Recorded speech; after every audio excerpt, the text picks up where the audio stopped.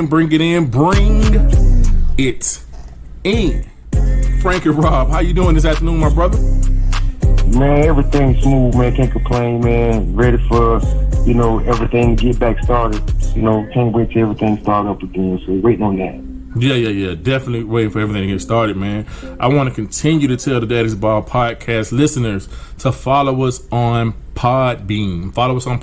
So as soon as we get these hot ticket item podcast to you, it'll go directly to your phone and you know what's going on. So yeah, absolutely.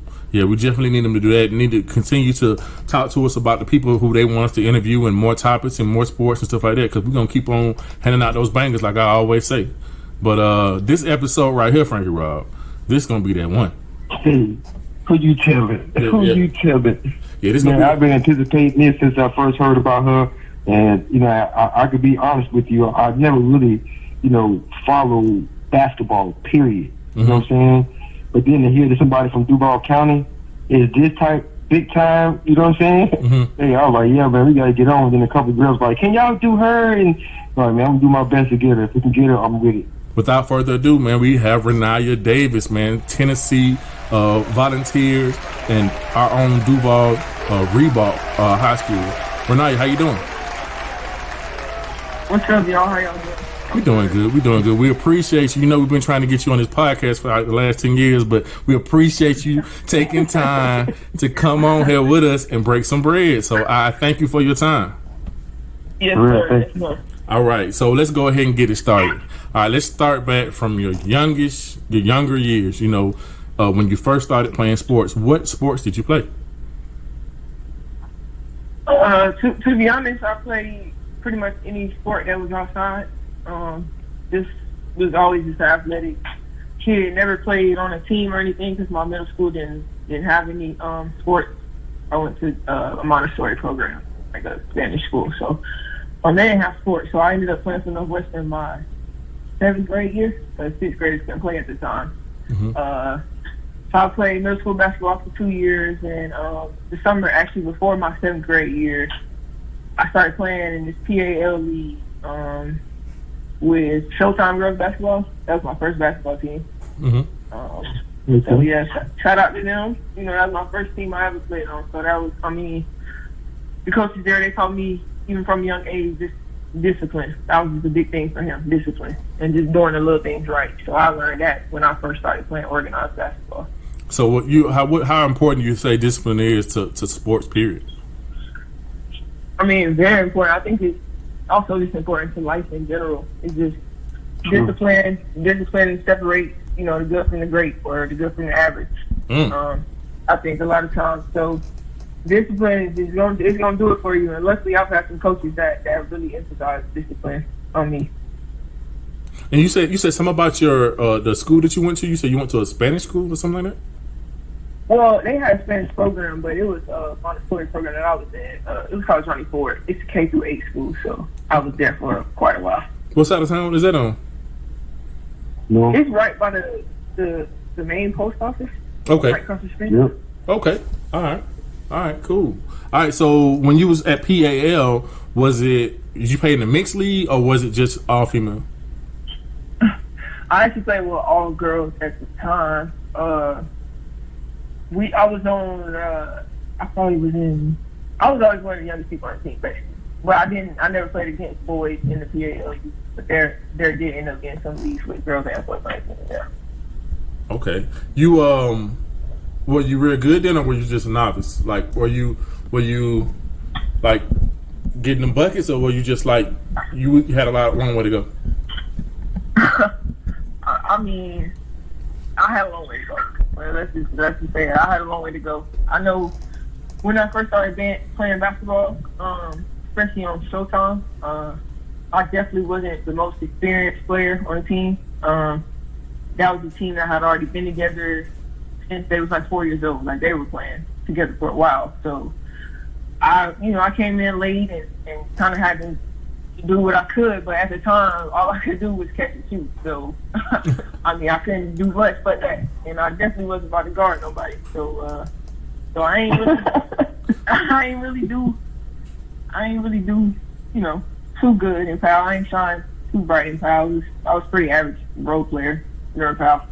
Okay, so did your height catch up with you then, or were you tall back then, or were you just like average size? I mean, my whole team was pretty tall. I mean, 7th grade, we was probably all already like 5'8", 5'9". So we was all, at that point, kind of tall. I know I hit a growth spurt between my 7th grade and my 8th grade year. And that's when I hit 6 foot. So then, after that, I kind of just reached my max at that point. Yeah, I hear you. On from middle school, so where was the direction? Where was the guidance? Because you got to think, it's a lot of kids that pay a lot of money for a lot of training that don't help. You know what I'm saying? So like, so we got to be correct and we got to be real with it. Like a lot of people, I'm pretty sure say that they train you.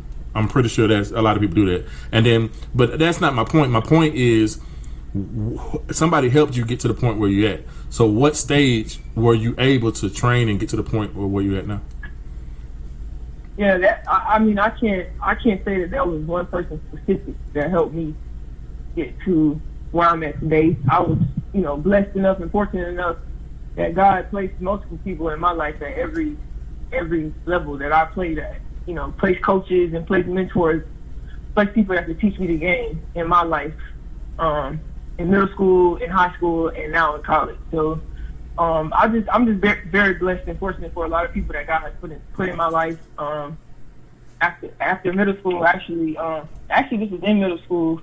My very first coach I had, he taught me how to shoot with the proper way, because I used to just shoot with 2 hands. You know how all the little kids shoot with 2 hands and both hands go out instead of just holding the proper form. Mm-hmm. Yeah, that was my middle school coach taught me that. That was my very first coach, and just even little things like that. Like each person that I came in contact with, they've had some type of contribution to how far I am today. Definitely, it definitely takes a village to raise a child.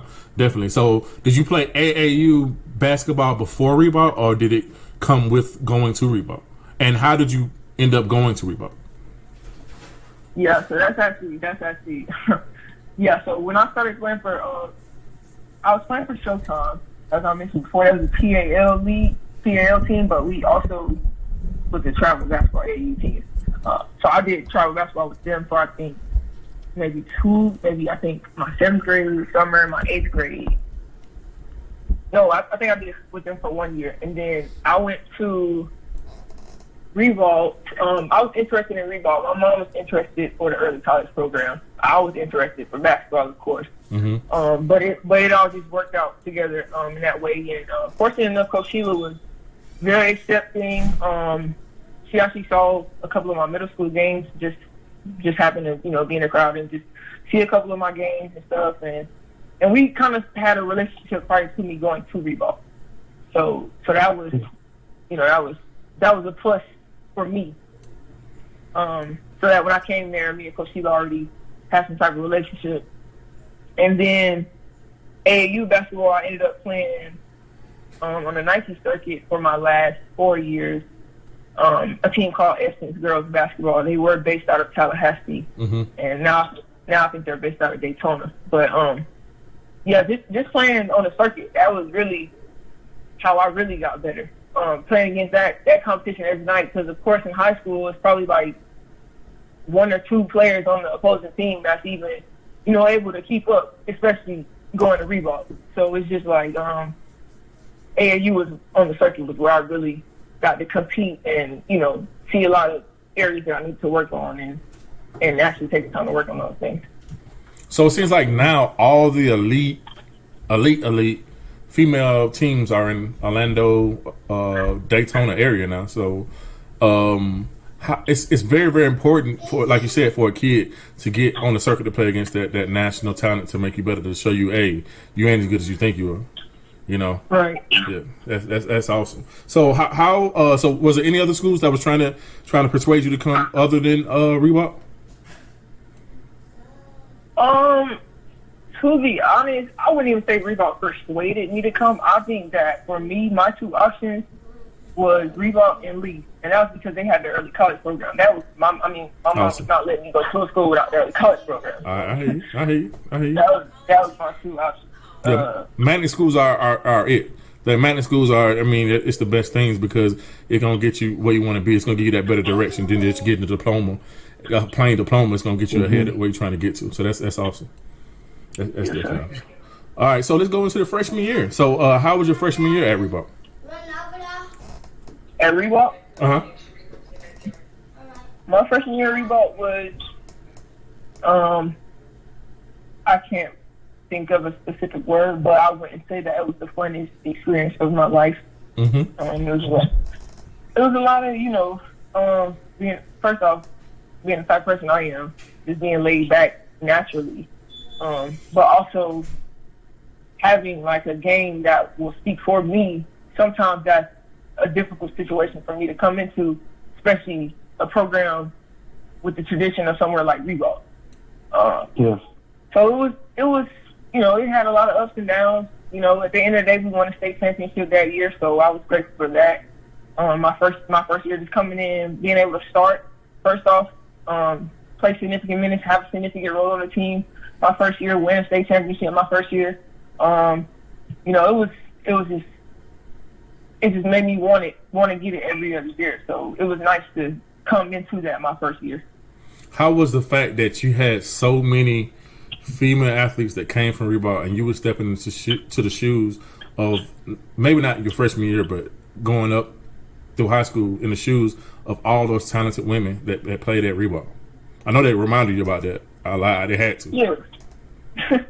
Yeah, for sure. I mean, my first year coming in, I was oblivious to the actual tradition of Ribault. But playing for somebody like Coach Sheila, you don't have a choice but to learn those things. Just being around it all the time, we always talk about it. We have to know those things eventually. But coming in, I really didn't know about all the great players that have played there. Of course, I ended up playing for Dorian, actually, who was one of the best players to come out of Ribault. Mm-hmm. And so, she was throwing it in my face all the time. I'm second in scoring, and I got a second most points, and I'm second to her in a lot of categories apparently. So, she definitely threw that in my face all the time. So, but it was great. I think that's one for me, which is part of the reason why I chose Tennessee to play where other great players have played. So the same thing. Because for me, right. So for me, that means that I'm a great player, but I'm not just a great player somewhere where nobody else has came there and did anything. I'm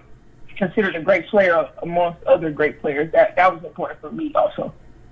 Okay, so in the girls' game, it's so fundamental. So like when we teach young boys how to play basketball, we always tell them. Well, a lot of coaches tell them, but some don't.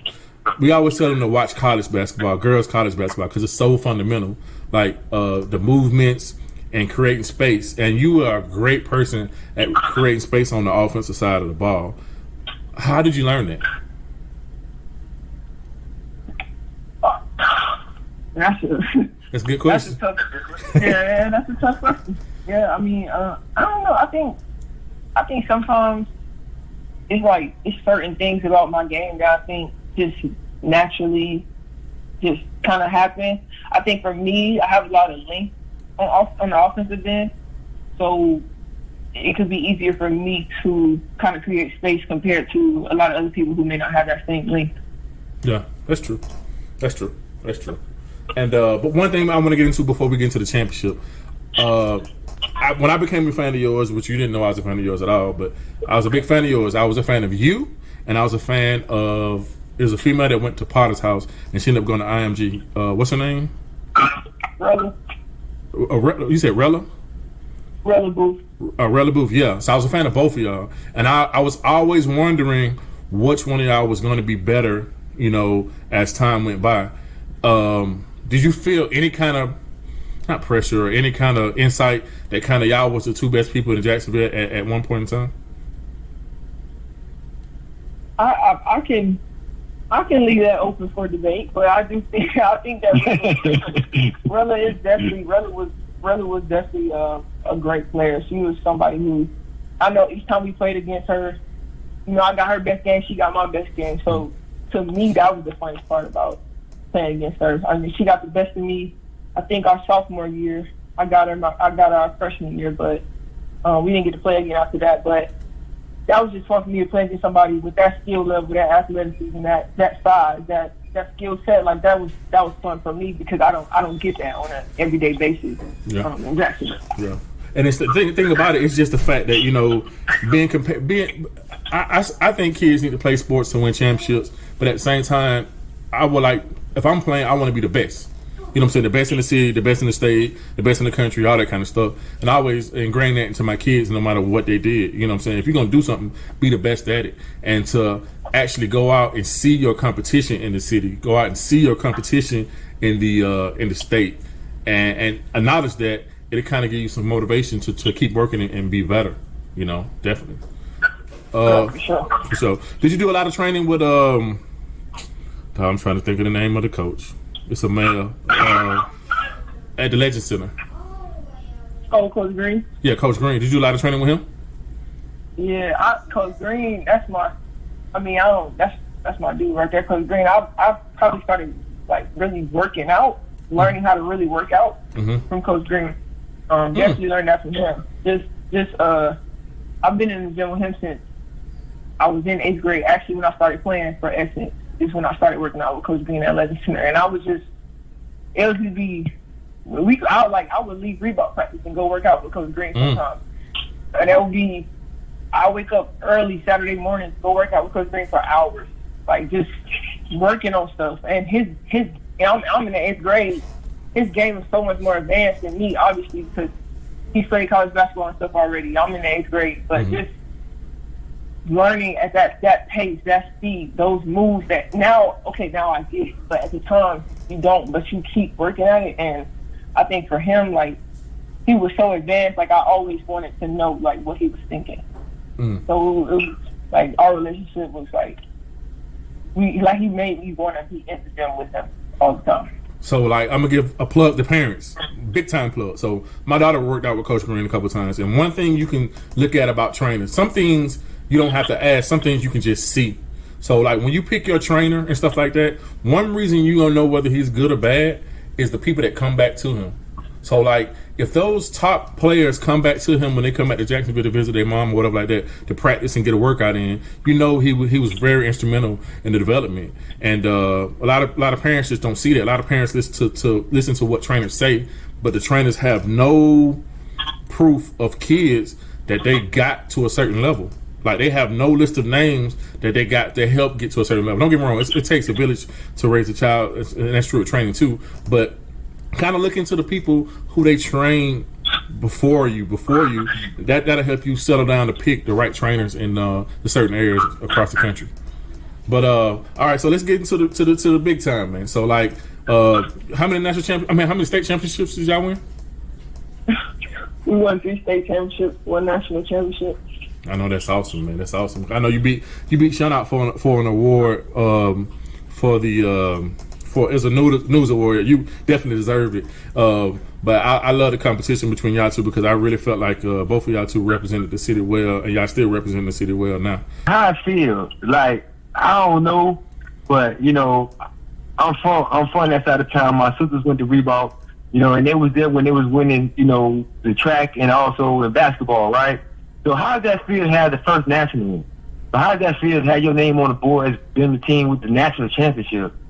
Like, from Ribault High School, like, for me, that's big, you know what I'm saying? But how you take that right now? That's just, that, for me, that experience is like, I can't even put that into words. I can't put it into words. It's like, I think I was 16, 17 years old, playing in Madison Square Garden. Yeah. I mean, the gym wasn't packed, but it don't matter. I'm playing in Madison Square Garden. Like, this is crazy. And then we come in, ranked the lowest team in the tournament, and we just take off. Like it was just everything just clicked at the right time. It was just that experience for me was just surreal. Like I still can't even believe that we won that championship like 4 years later. Yeah, that was crazy. That's when I kind of stepped in and I did like a little video of y'all and stuff like that. Y'all was just some good kids, man. Y'all was real good. Y'all was humble. Y'all wasn't too cocky. You know what I'm saying? Y'all was some good kids, and y'all was winners. And so everybody, when you're a winner, everybody gonna follow you. Definitely, everybody gonna follow you. So like, and Sheila, Coach Sheila, I really respect her. I look up to her. I'm trying to be a coach, and I seen how she mentored y'all. She was really on y'all hard, and I know she left an impression on all y'all. Let's talk about Coach for a second. She did it though, Randy. She was a competitor as well. She did it when she was coming up. She was like that. I remember her because I grew up under her. She was like that. Everybody knew her like everybody in the arena. Everybody know them because they the ones, especially on that side of town. Man, hey man, you God for real, for real. So talk about Coach for a second. Yeah, Coach, she was like you said, you could see it, and you wasn't even a part of the team. So she was just all about discipline, but not like in a way that's gonna make you not want to do it. Because I think sometimes, a lot of times, adults like they try to force it, and then it makes us not want to do it. But I think for Coach Sheila, she connected being disciplined with winning, and she always made us make that connection. So it's like if you want to win, which is why everybody came to Ribault, you're gonna be disciplined, and that's just how it's gonna have to go. Like everything, how you walk in, how you sit down in the gym.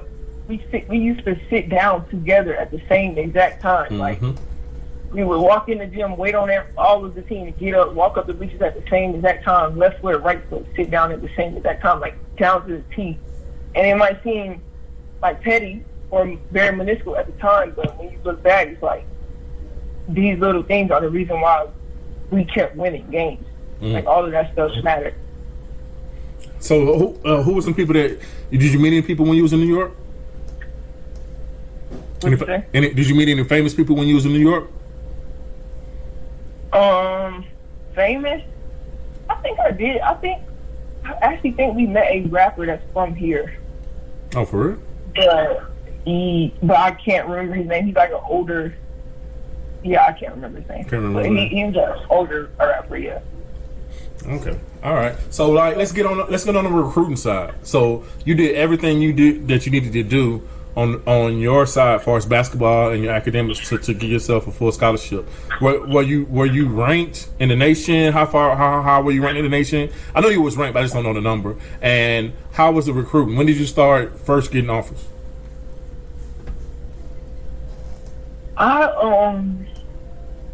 I would say when I first started playing for Essence, which is my 8th grade summer, I would say that schools were starting to look at me at that point because, again, I was on the circuit playing against good competition and, playing fairly well. So I would say schools started to look at me in 9th grade year. A couple more schools started to look. In 10th grade year, I think I might have got my first offer my 10th grade year, actually. So that was kind of late compared to now. These kids are getting offered in 8th grade and stuff, 7th grade. So, yeah. So I think I got my first offer in 10th grade. And who offered you first? You remember? I don't, but I want to say that it was Coach Yo at JU. That was my first official offer. So okay. I don't even know if that counts as an offer because that was my family at the time. Okay. So, but that was, if I'm not mistaken, that was the first person who told me, I got a full ride to their school. So yes, shout out to Coach Yo for that. I didn't end up going there, of course, but just still having that relationship with her was good for me. But we when we were when I was getting recruited, it was a lot of schools that came after we won a national championship, of course. Of course. Right. So they see me playing against, or us, actually, the whole team playing against, we played against a couple of McDonald's All-American in that tournament. Actually, our championship game was against a McDonald's All-American who's now going to the league. So all of that stuff, all of the ESPN, all the critics, all the analysts and stuff, they were like tuned in to that tournament. I didn't even know how big the tournament was till after the fact. But I guess I went on. What? I did it. So I guess I just went out there and did what I was supposed to do. And after that, a lot of schools started offering, hit me up. And of course, that was my last summer to play as well. So everything's tied in. And actually, Tennessee was one of the last schools to offer me. So that was even they almost didn't even make the top 5. So that story was crazy too. Everything with that one. So let's get into it then. I mean, what were the serious looks before you picked Tennessee? Excuse me? So what was the serious schools that you were thinking about going to before Tennessee? See, the thing about me is I don't like just how he was like, oh wow, because I didn't know about how big the tournament was before I went, and just like I didn't know about all those great players before I went to Ribault. I guess I don't focus on those type of things. So for me, like prior to doing my research, of course, like I was going strictly based off of the relationship that I had with coaches. I wasn't looking at the school's records or how many pros that coach had produced or what conference I would be playing in. I was not initially looking at those things. Okay. Once I started doing my research and really paying attention to things, it's just like a lot of schools got dropped. Even though people might have thought, oh, this is a good school and this and that.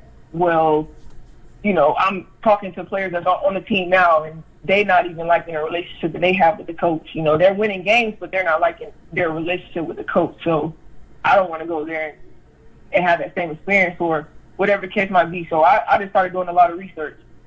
And, I just ended up at Tennessee. So based off a lot of things. So what I'm hearing from you, and I think this is a good learning lesson for younger players, like you stayed where your feet were. Mm-hmm. You stayed where your feet were. So you was focused on winning championships, being the best person you can be, and you was saying that when that time comes, you was going to let everything fall into place how you wanted it to be. Yes, sir. All right, that's cool. So a lot of kids these days, especially freshmen, a lot of kids these days, they more focus on college, and they just a freshman in high school. Like it don't make no sense. They so focused on the future, and they haven't even got a game over 23 points. You know what I'm saying? It's just it's amazing how fast people want to get past the moment they're in. And I try to tell people, like, learn everything you can, learn the fundamentals that you can, because if you don't have a sturdy house or a foundation, it's going to be easy to fall off on the next level, because the next level is no joke. But before we get to how life was at Tennessee, let's talk about all these tournaments that you in, these All-Star games. Joy Brand Classic, McDonald's All-American. I mean, that's the top of the top. You can go. You can't go no higher. I mean, you're talking about All-Star games, stuff like that. How were those games? Yeah, those were those games were I would say eye-opening. That's the only word I can use to sum up those two games. Just again, like playing against the best of the best. I'm not playing against no disrespect to Jacksonville, but there hasn't been consistency throughout the years. It just hasn't been consistency. You're right about that. Mm-hmm. But me playing against the best players from all over the country, playing with some of the best players from all over the country, being considered as one of the best players in the country, like that, like to me that was enough. I personally didn't care if I didn't play a minute in that All-Star game, because at that point, like, I'm soaking it all in. I'm not concerned with anything else. Mm-hmm. I'm just happy to be here at this point, because it's just like, for me, for somebody that's been doubted for the most part coming up prior to the national championship game, it's just like for me to finally feel like I got something that that I deserve, like just the individual award. Of course, we won that Ribault, but just something individually for me to say, okay, you had a pretty good high school career. You did pretty good in high school. That was kind of my reward for that to myself. Oh yeah, definitely. And then before we get to Tennessee again, got to go one more. So the USA U17 World Championship, where was that played at? The World U17. Mm-hmm. I'm not really. I think it was in Spain. I'm saying you didn't go? I did not. I went to the trials. I didn't make the team, no sir. Oh, you didn't make the team. I was mad about that. I forgot. I'm sorry. Oh, you good? I was mad too. We was all mad. You was mad. Oh, but old girl did make the team, right? Actually, me and Rella had those trials together. They moved her up to U18. She made the U18 team the year before. She didn't make the team, and so they moved her up the next year. And that's what I was mad about, because she somehow made it, and you didn't. I was real pissed about that. So okay, all right. So let's dig into that. So how much not making the team? How much did that motivate you to let everybody know that you was going to be better than that?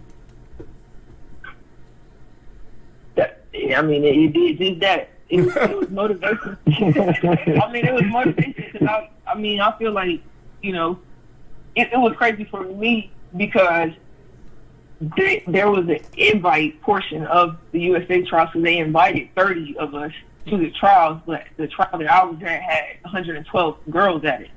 It was the U16 trial. How you gonna be able to? So you could, yeah, right. So you could pay your way into trying to make this team. But of course, they handpicked 30 of us who they thought would make the team. So for me, I didn't even make it to the top 40 in that group, which I felt like, of course, like you invited me top 30 and I don't make the top 40. So now it's just like, I'm not knowing what to think. Yeah, so it's just like, I'm not really knowing what to think, but I'm also like, well, I know it's not 40 people in this camp that's better than me. So all I can do now is just go back to work, just have a good summer. I think after that I had a pretty good summer, and I ended up signing with Tennessee. So, I just feel like a lot of that stuff just small setbacks. Obviously I wasn't supposed to be on the team. I feel like if I was, then I would have made the team. So I don't try to really look into that as deep. But could you explain a little bit how important it is that when you have a setback, how important it is to get back and grind, refocus, retool, and get back out there? Because a lot of kids these days, they have one setback, they get benched or just anything, and they quit. They transfer. They just kind of give up. How important it is to kind of retool yourself, figure out what you can do to do better, and get back at it. It's very important. It's very important. Fortunate enough, I've had my mama. She's not gonna let me quit if I want to. I didn't. I'm not gonna lie and say I haven't tried to quit Ribault team, especially my freshman year. I definitely was almost out the door my freshman year because it was just so overwhelming for me. But again, I start something, I gotta finish it. That's kind of the mindset over here in my household. So I'm going to my mama. I'm gonna tell her this. She gonna listen, and then she gonna say, "Okay, I understand where you're coming from, but you're not going to school. Like you're gonna have to make it work right here where you at." Yeah. And that's kind of the mindset that's kind of how I train myself to think now. Okay, I'm here. I might as well do it to the best of my ability. Like, yeah, it might be times where I feel like, oh, I don't want to do this, but at the end of the day, I know that basketball is what I love to do. So that's never gonna go away, and that's why I'm here. So I guess if you think about it like that, like, yeah, you gonna mess up, but it's like at the end of the day, you got another opportunity to play basketball, which is what I love. So you just gotta just keep at it. Yeah, that's awesome, man. I'm looking at all the stuff you got, man. You beat Sean outright. You beat him. You got him. So that's I see now. I see all the stuff you got. So yeah, he ain't have all the stuff you had. So, and plus you had like the National Honor Society, National Beta Club, all that kind of stuff. Sean was just a jock. He ain't had none of that stuff. So, hey, so let's jump into Tennessee. I was competing. Oh, trust me, as a dad, I was competing with you too. Now, you know what I'm saying? I wanted to win that award too. I wanted Sean to win. He was already in college. He didn't even care if I did. But let's jump into Tennessee. So you talked about how going into Ribault, how it was an adjustment. But I'm pretty sure that being so hard, it helped you a little bit to understand a little bit how you was going to first get playing time and adjust to school and everything at Tennessee? How was that adjustment as a freshman in college? College was my first year was definitely not what I expected. I thought that I was going to Tennessee. My freshman year, honestly, I didn't even expect to start first off or to play. I think I ended up averaging 30 minutes my freshman year, which was crazy to me because I thought I was coming in and whenever Dominant Shields got tired was when they was going to throw me in the game and get for a break. That's what I thought. Mm-hmm. But obviously it didn't work out that way. Obviously, God had other plans, and Dom didn't end up coming back. So that, gave me an opportunity to play right away at Tennessee. Mm-hmm. I think that was good for me to be able to play right away because I was then able to play through my mistakes. Okay. And that's kind of how I learned best. You just kind of got to throw me out there, and I'll figure it out eventually. It was my first year, of course, so I had that freshman excuse. They got to use that excuse for me all year, but after that, then my sophomore year just happened to step into that leadership role so soon. I think that me being able to play immediately definitely helped with that my next year. Awesome. So, like, what game was you like, you know what, I can do this? You know what I'm saying? What was your come out game as a freshman? The very first exhibition game, the very first game I played in the arena. It was crazy actually because I remember that game. I had 27 points and 14 rebounds. That was the first game I ever played, the first college game I had ever played. It was an exhibition game, of course, so it didn't count.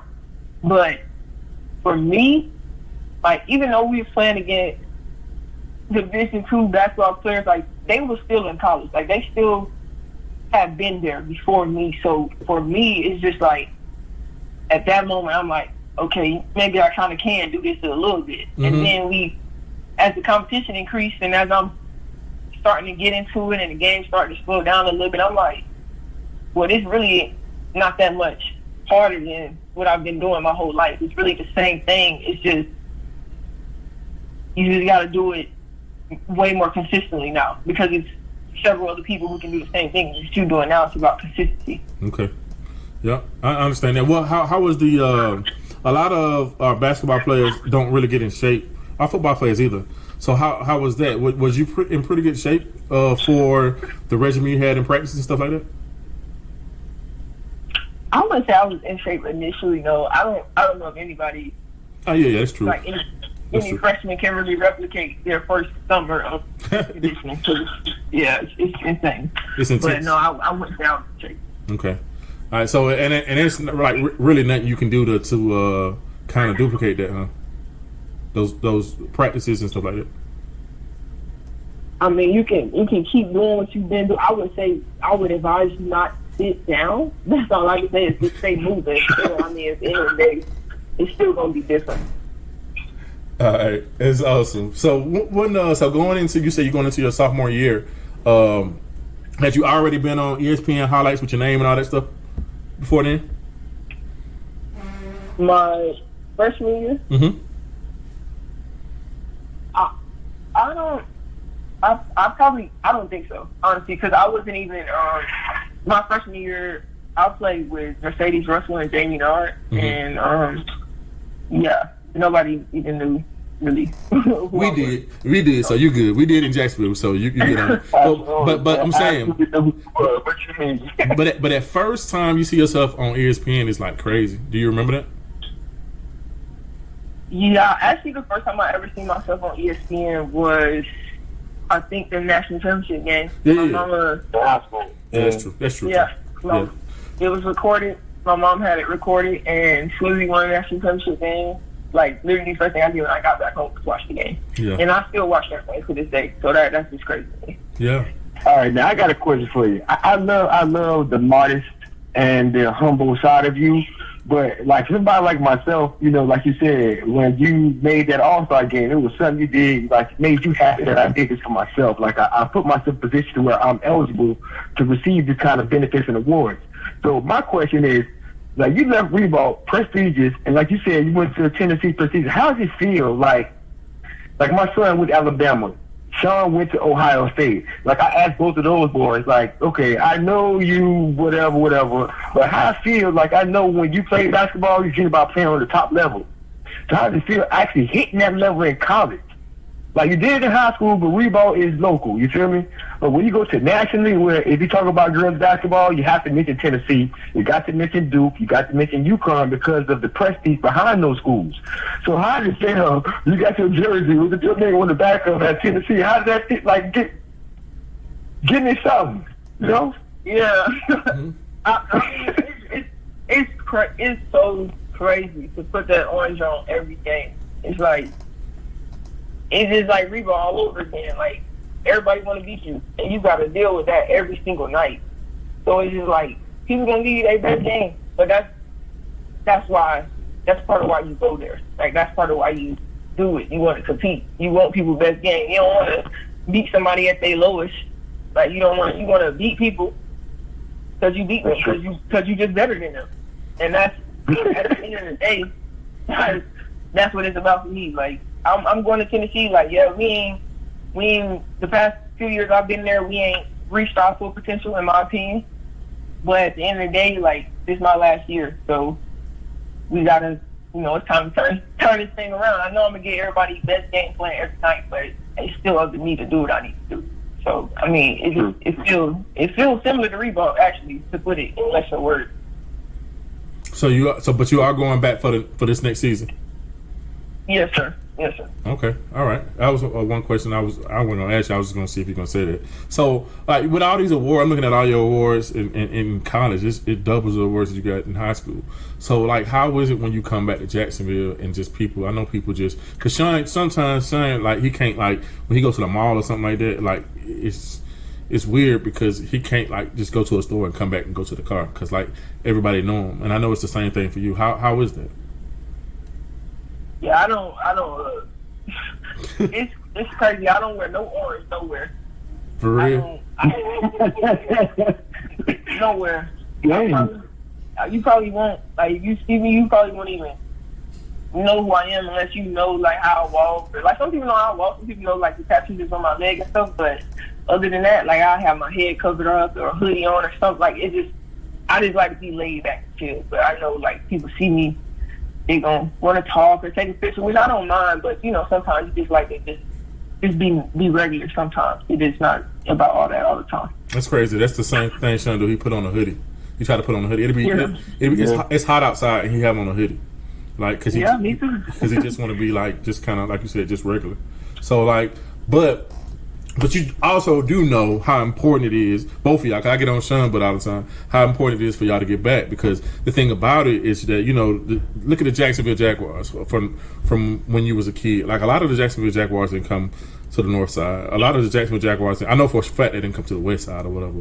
But so for some of these young females and even males, just to see that they see you on TV, then they see you in person, it just gives them some kind of hope that they can do it. You know what I'm saying? Because a lot of kids going through some crazy stuff at home. You know what I'm saying? And just to see y'all, it just makes their day. So I know y'all know how important that is to do. And stuff like that. So that's awesome, man. But all right. So we covered Tennessee, and so the WNBA is down the road and stuff like that. That's big. Anything else? What's your major? I'm majoring in hotel, restaurant, and tourism. I just got my bachelor's actually in May, so I'm working on my internship to finish out that, and then I'll be getting my master's this upcoming year. So I'll be technically a grad student this upcoming year, and I'll be getting that master's in agriculture and leadership. That's awesome. That is awesome. Well, that's good. Yeah. So I heard you talk about your mom, and I don't want to leave this podcast definitely without you saying how important your mom was to you being successful. How was she as a mom during this whole path, this whole drive? Yeah, she's very very much a driving force in why I am how I am today. Just never letting me just be satisfied, and sometimes that's actually like kind of. Like, sometimes I can actually irritate myself, like, because I'm just never satisfied with anything. Like, if, like, I can any type of game, like people can be saying whatever they want to say about a game, and I will still find something to critique in that game. Like always trying to get better, always trying to, chase perfection, even though I know that that's unattainable, but I'm still chasing it all the time. I think that she is like really instilled that in me. So that's definitely one of the biggest things for me personally that I took from her. I need a favor from you. Could you say that one more time, how you chase perfection even though you know it's not possible to get, but you're still going to chase it? A lot of kids, they had the same mindset, man, we'd be a better culture right now. We'd be way better people right now if y'all had that same mentality. At your age, girl, young. Yeah. Like you've been here before. Definitely.